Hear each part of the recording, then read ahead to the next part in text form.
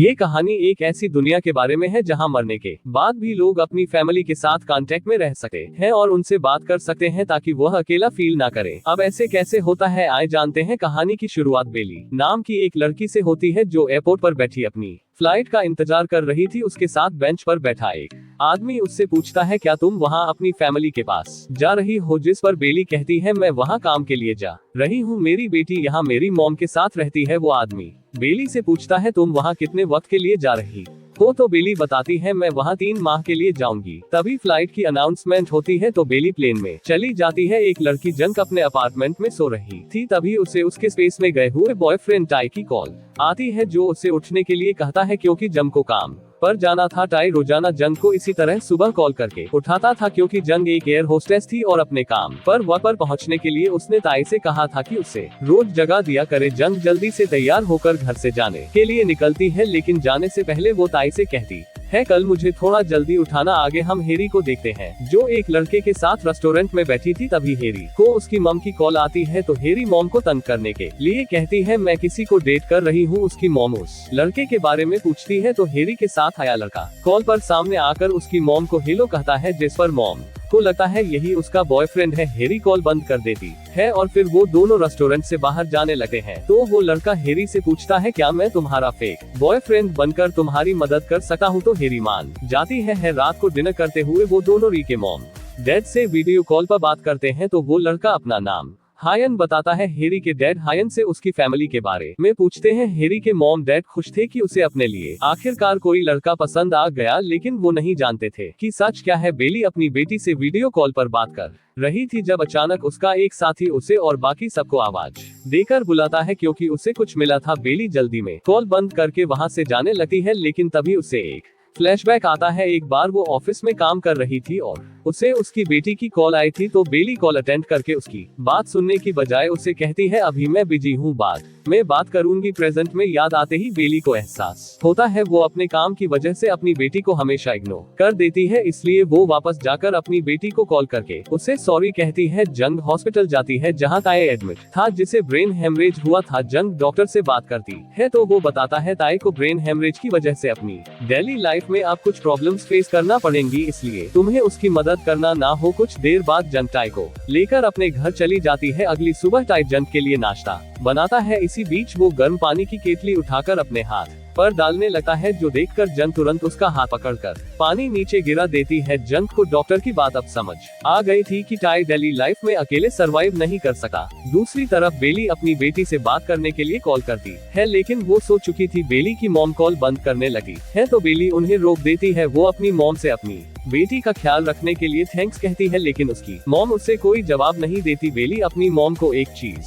दिखाती है और कहती है, क्या मैं आपके लिए और आपकी फ्रेंड्स के लिए ये गिफ्ट के तौर पर ला सकती हूँ? तो उसकी मॉम कहती है, मुझे कुछ नहीं चाहिए। फिर वो बेली की बात सुने बिना ही कॉल काट देती है, जैसे वो उससे नाराज हो। अगले दिन बेली एक बाजार में घूम रही थी जब उसे वही आदमी पीछे से आवाज देता है जो बेली को एयरपोर्ट पर मिला था। बेली उससे बात करते हुए कहती है, मुझे ऐसा लग रहा है मेरी मम मुझसे कुछ छुपा रही है। तभी उस आदमी को हेरी आवाज देती है। ये आवाज उसे बगैर किसी फोन आ रही थी और हेरी भी वहाँ मौजूद नहीं थी। हेरी उसे संग कहकर बुलाती है तो संग बाथरूम का बहाना करके वहाँ से उठकर एक रूम में जाता है और एक स्क्रीन के सामने खड़े होकर हेरी से बात करता है। हेरी उसे बताती है बेली की मॉम इस महीने के एंड पर सर्विस खत्म करवा रही है। ये शंकर संग उस रूम से बाहर निकल कर वापस उसी जगह जाता है जहाँ वो बेली के साथ था। अगले दिन जंग को एक आदमी की कॉल आती है जो उसे बताता है, टाई मेरे पास आया हुआ था और मुझसे जॉब मांग रहा था। वो जंग से कहता है, ताई ठीक नहीं है? तो जंग उसे कहती है, वो बिल्कुल ठीक है। कॉल बंद करके जंग स्पेस वाले टाई को कॉल करके बुखार की टैबलेट्स का पूछती है और मेडिसिन खा के सो जाती है। जंग रात को सोकर उठती है तो उसे उसके घर में कुछ अनजान लोग पार्टी करते नजर आते हैं, जिनके साथ टाई भी था। जंग को देखकर टाई उसे बताता है, मैं आज किसी के पास गया था, अब मुझे फिर से जॉब मिल जाएगी। जंग उसकी बात इग्नोर करके उससे पूछती है, ये सब लोग कौन है? तो टाई कहता है, तुम कल कह रही थी हमें घर में दोस्तों को बुलाकर पार्टी करनी चाहिए, इसलिए मैंने इन सब लोगों को बुला लिया। वो जंग से कहता है, आओ हमारे साथ एंजॉय करो। जिस पर जंग दुखी होकर उससे कहती है तुम ऐसे नहीं थे। बेली अपनी बेटी से वीडियो कॉल पर बात करती है तो उससे कहती है मैं तुम्हें भी अपने साथ ले जाऊंगी। इसी बीच बेली की मॉम उसकी बेटी को खाना खाने के लिए कहती है लेकिन वो मना कर देती है। बेली की मॉम उसके हाथ से मोबाइल लेकर बेली से कहती है इससे फिर बात करना। कॉल काट कर वो बेली की बेटी को फिर से खाना खाने का कहती है तो बेली की बेटी कहती है मुझे अपनी मॉम के पास जाना है। बेली की मॉम गुस्से में उससे कहती है अगर तुम जिद करोगी तो मैं दोबारा कभी तुम्हारी मॉम से बात नहीं करवाऊंगी। बेली अपनी मॉम को कॉल करती है तो उसकी मॉम गुस्से में उससे कहती है तुमने अपनी बेटी के साथ झूठ क्यों बोला कि तुम उसे अभी अपने साथ ले जाओगी। बेली कहती है मैंने इसलिए कहा ताकि वो आपको तंग ना करे। बेली की मॉम उसे बताती है मैं उसे लेकर वापस चाइना जा रही हूँ। तो बेली कहती है अभी आप वापस नहीं जा सकती, मैं वापस आऊंगी तो इस बारे में बात करेंगे। लेकिन मॉम उससे कहती है तुम कभी वापस नहीं आओगी। जंग टाई की वजह से बहुत परेशान थी इसलिए वो उसकी डॉक्टर के पास जाती है और उससे बताती है टाई रात को घर से चला जाता है और बाहर घूमता रहता है। वो डॉक्टर से कहती है टाई बहुत ज्यादा बदल गया है, जिस पर डॉक्टर कहती है टाई अभी कोमा से उठा है इसलिए उसे ठीक होने में थोड़ा वक्त लगेगा और तुम्हें उसका ख्याल रखना होगा। लेकिन इस सब के बावजूद जंग टाई से बहुत ज्यादा निराश हो गई थी। अगले दिन जंग जल्दी में अपना फोन घर भूलकर एयरपोर्ट के लिए निकलती है। उसके जाने के बाद उसके फोन पर कॉल आने लगती है तो टाई उसका फोन उठाकर देखता है लेकिन तब तक कॉल बंद हो चुकी थी। उसी वक्त जंग वापस आती है और टाई के हाथ में अपना फोन देखकर उसे कहती है तुम मेरा मोबाइल क्यों चेक कर रहे थे। टाई कहता है मैं ऐसा नहीं कर रहा था, लेकिन जंग उसकी बात का विश्वास नहीं करती। वो टाई से कहती है तुम मुझे हट कर रहे हो, जिस पर टाई सॉरी कहता है तो जंग चली जाती है। जंग अपार्टमेंट से बाहर आती है तो उसे स्पेस वाले टाई की कॉल आती है। रात को जंग काम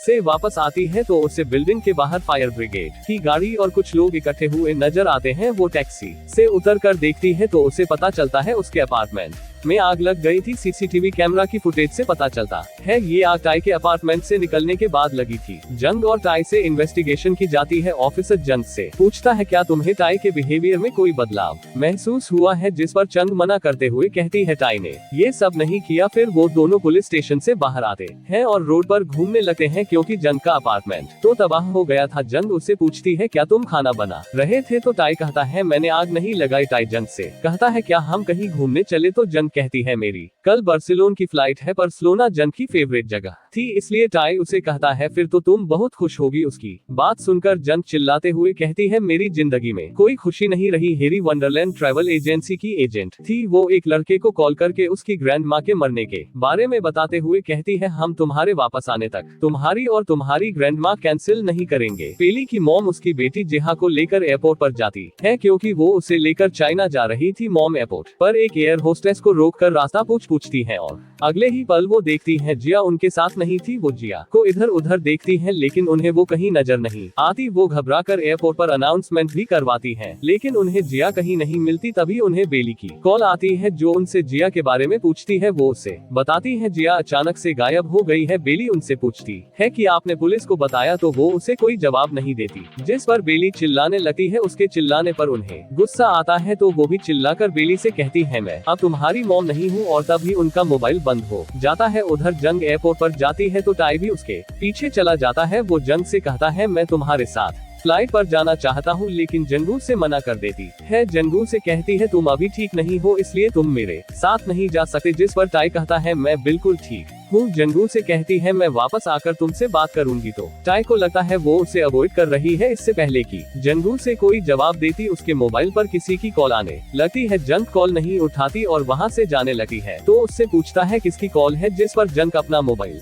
उसे दे देती है। कॉल के नंबर पर टाई का नाम लिखा हुआ था। टाई कॉल अटेंड करता है तो उससे स्पेस वाला टाई नजर आता है जो टाई को सामने देखकर पूछता है तुम कौन हो। टाई स्पेस वाले टाई को देखकर शॉक्ड हो जाता है। जंग कॉल काटकर उसे कहती है मेरे साथ फ्लाइट पर चलो, मैं तुम्हें सब कुछ बता दूंगी। प्लेन में कुछ देर बैठने के बाद प्लेन के उड़ने से पहले टाई प्लेन से बाहर आ जाता है। वो जंग के साथ नहीं जाना चाहता था और जंग नहीं जानती थी कि उसके दिमाग में क्या चल रहा है। बेली को सपने में जिया नजर आती है जो उससे कहती है मॉम मैंने आपको ढूंढ लिया। बेली उसे पकड़ने की कोशिश करती है लेकिन वो उसे कभी बीच पर नजर आती है और कभी एयरपोर्ट पर। बेली उसे नहीं पकड़ पाती और तभी बेली की आंख खुल जाती है। वो घबराकर वहां से जाने के लिए अपनी कार में बैठती है। उसके साथ ही उसे रोकने की कोशिश करते हैं लेकिन वो किसी की बात सुने बिना वहां से कार लेकर निकल जाती है। वो सहरा में कार चलाते हुए एक ऐसी जगह पहुंच जाती है जहां उसे अपने सामने बहुत ज्यादा मिट्टी उड़ती हुई नजर आती है। बेली अपनी कार उस उड़ती मिट्टी के बीच चलाने लगती है जहां आगे जाकर हर तरफ अंधेरा था। बेली को कुछ नजर नहीं आ रहा था, फिर भी वो अपनी कार नहीं रोकती। उधर वंडरलैंड में हायन को बेली के बारे में पता चलता है तो वह हेरी को बताता है। बेली फिर से एक्टिवेट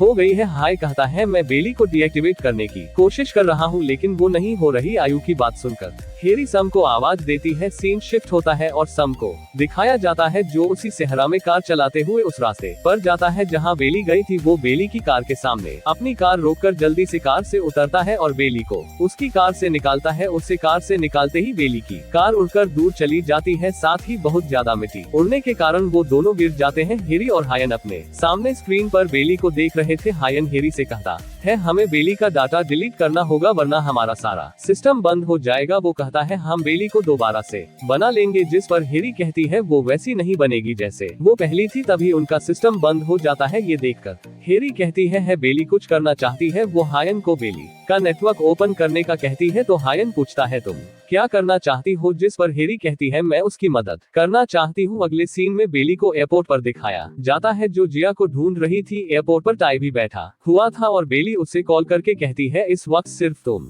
ही मेरी मदद कर सकते हो। वो उसे कहती है, अगर तुम्हें कहीं मेरी बेटी नजर आए तो उसे वहीं रोक लेना। कुछ देर बाद आए को जिया भागती हुई नजर आती है जो एक गाड़ी के नीचे आने वाली थी। टाई भागकर उसे पकड़ ले है। वो जिया से कहता है, तुम्हारी मॉम ने यही वेट करने का कहा है। तभी वहाँ बेली की मॉम आती है जिन्हें देखकर जिया छुप जाती है, लेकिन वो जानती थी जिया यही है। जिया को देखकर वो टाई को थैंक्स कहती है। फिर वो जिया को लेकर वहाँ से जाने लगती है तो जिया कहती है, मॉम ने मुझे यहाँ वेट करने का कहा था। जिया उनसे कहती है मॉम को कॉल करे, जिस पर वो कहती है, तुम्हारी मॉम हमारी कॉल नहीं सुन सकती। लेकिन जिया के जिद के आगे उन्हें हार मानना पड़ता है। वो मोबाइल निकालकर जिया को दे देती है। जिया अपनी मॉम को कॉल करती है तो बेली कॉल उठा लेती है। जिया उससे पूछती है, मॉम आप कहाँ है? तो बेली बताती है, मैं एयरपोर्ट पर हूँ। जिया कहती है, मैं आपको देख नहीं पा रही। तो बेली उससे बताती है, मैं मर चुकी हूँ। ये सुनकर जिया बेली की मॉम को देखने लगती है जो बेली की बात पर रोने लगती है। जिया बेली से कहती है, क्या अभी भी आप मुझे स्टोरी सुनाओगी? तो बेली हाँ कहती है। फिर बेली अपनी मॉम से बात करती है तो वो उसे कहती है, तुम्हारी बहुत याद आती है। बेली अपनी मॉम से कुछ बातें करके कॉल बंद कर देती है। इधर वंडरलैंड में हेरी और हायन दिखाए जाते हैं। उनका सिस्टम रिस्टोर हो गया था। कुछ देर बाद हेरी को जंक की कॉल आती है। जंक हेरी से कहती है, मैं अपनी सर्विस डीएक्टिवेट करवाना चाहती हूँ। हेरी इसका कारण पूछती है तो जंक बताती है, टाई कोमा से बाहर आ गया है, इसलिए अब मुझे वंडरलैंड के डिजिटल वर्ल्ड से उस स्पेस वाले टाई के साथ कनेक्टेड रहने की जरूरत नहीं है। अब यहाँ सारी कहानी रिवील होती है कि ये वंडरलैंड एक ऐसी दुनिया थी जहाँ लोग मरने के बाद भी अपने प्यारों के साथ इस डिजिटल वर्ल्ड के जरिए कनेक्ट रह सकते थे। जंक टाई को स्पेस वाले टाई और वंडरलैंड के बारे में बता देती है। टाई उसकी बातें सुनकर वहाँ से चला जाता है। चंक को उसके साथ बिताए वक्त याद आने लगते हैं। वो टाई के बगैर नहीं रह सकती थी, इसलिए भागकर उसके पीछे जाती है और उसे हक कर लेती है। आखिरी सीन में बेली और संग को दिखाया जाता है जो एयरपोर्ट पर उसी बेंच पर बैठे हुए थे जहाँ वो पहले सीन में थे। जंक बेली से पूछता है, क्या तुम वापस जा रही हो? तो बेली कहती है, मैं अपनी फैमिली से मिलने के लिए आई थी, इसलिए वापस चली जाऊंगी। वो संग से कहती है, तुम्हारे साथ तो कांटेक्ट रहेगा क्योंकि तुम तो इस सब के बारे में जानते हो। और यही इस कहानी का एंड हो जाता है। Thank you for watching.